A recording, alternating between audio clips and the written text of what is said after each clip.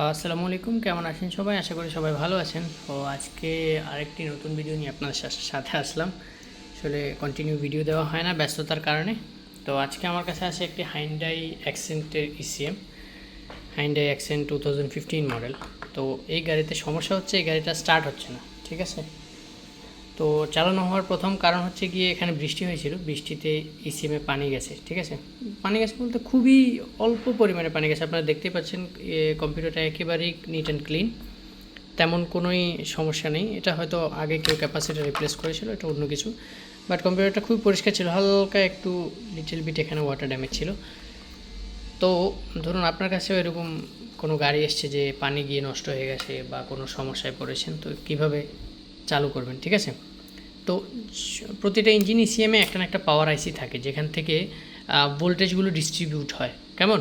প্রথমে 12 ভোল্টটা আপনার ওই পাওয়ার আইসিতে আসবে, ওখান থেকে আপনার ভোল্টেজটা চারোদিকে ডিস্ট্রিবিউট হবে, সেন্সার্স অ্যান্ড আরও আদার্স, যে ইগনিশন কয়েল বলেন, নর্মালি ট্রান্সমিশনের আইসিগুলো বলেন, সবগুলোতে।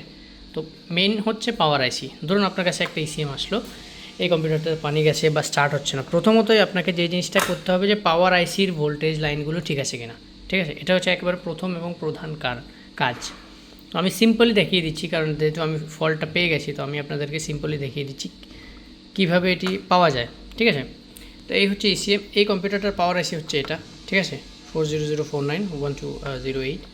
তো এই ইসিএমের পাওয়ার আইসিটা আপনারা গুগলে সার্চ দিতে পারেন, এই 4004912008, এই পাওয়ার আইসিটার ডায়াগ্রাম এর জন্য, ঠিক আছে?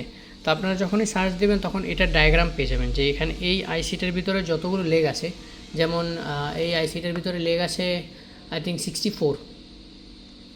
তো এই 64 লেগগুলো কোন লেগটা কোন কাজে ব্যবহৃত হচ্ছে বা কোথায় ভোল্টেজ আসছে, কোথায় গ্রাউন্ড আসছে, কেমন?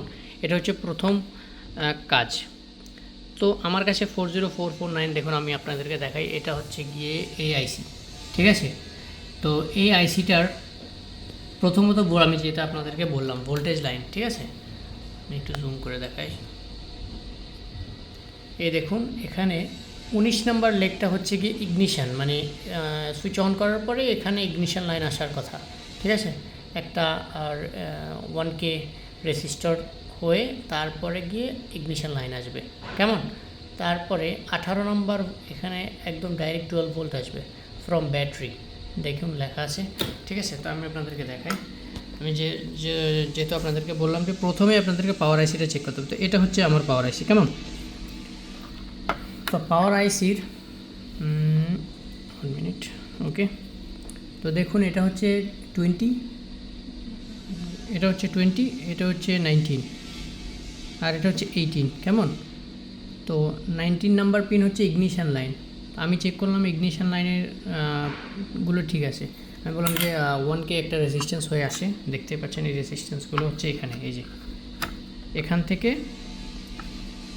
যদিও কোনো কিছু শর্ট হয় প্রথমে এই রেজিস্ট্যান্সগুলো ড্যামেজ হবে, কেমন?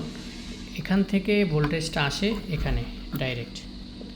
তো যেহেতু রেজিস্ট্যান্সগুলো ঠিক আছে, এখানে দেখি, এটা এই কম্পিউটারের ক্ষেত্রে না, যে কোনো কম্পিউটারের ক্ষেত্রে পাওয়ার আইসিতে এরকম সেম ডিস্ট্রিবিউশন লাইন হয় ভোল্টেজের, ওকে। তো দেখুন পানি যাওয়ার কারণে, আমি প্রথমে বলেছি যেটাতে পানি গেছে, পানি যাওয়ার কারণে কি হয়েছে, এখানে যে 19 নাম্বার পিনটা আছে, আমি একটু দেখি ক্লিয়ারলি,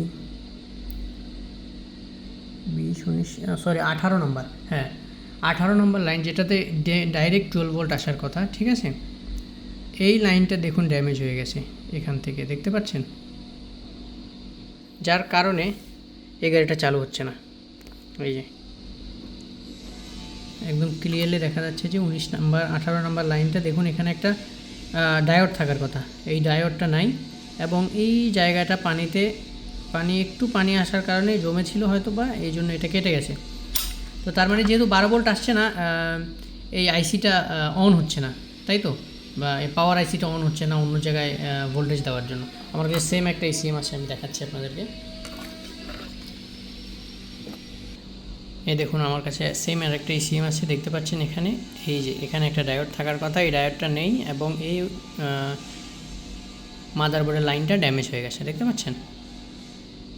যার কারণে গাড়ি চালু হচ্ছে না। তো এটা যেহেতু ভোল্টেজ লাইন, কেননা কি এখানে দেখতে পাচ্ছেন 18 নম্বর একেবারে 12 ভোল্ট ফ্রম ব্যাটারি, দেখেন 18 নম্বর লাইন 12 ভোল্ট ফ্রম ব্যাটারি।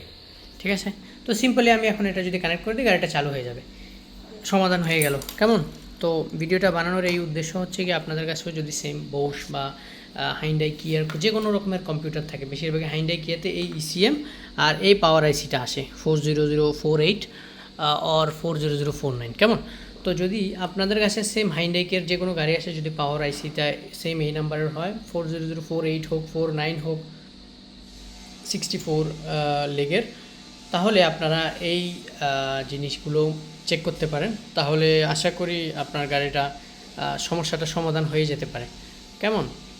তো যদি ভিডিও ভালো লাগে থাকে, যদি কোনো ইনফরমেশান শিখে থাকেন, অবশ্যই আমার ভিডিওতে লাইক কমেন্ট করবেন, আর অবশ্যই আমার চ্যানেলটি সাবস্ক্রাইব করবেন। Thank you.